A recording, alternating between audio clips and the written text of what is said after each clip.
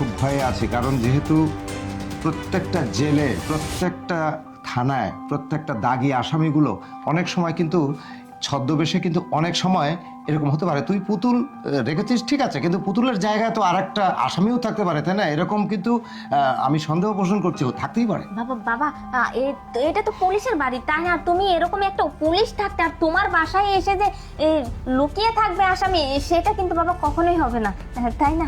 চলো চলো। আচ্ছা তুই আমাকে খেতে দে। আচ্ছা 1 মিনিট।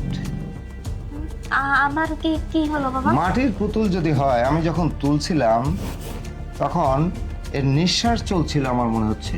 হ্যাঁ? নিঃশ্বাস? আরে হ্যাঁ বাবা। এই মা,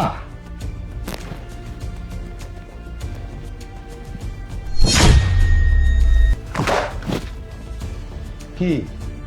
হ্যাঁ, এটা মাটির পুতুল?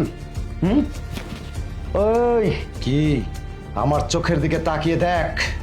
ইন্সপেক্টর বুলবুল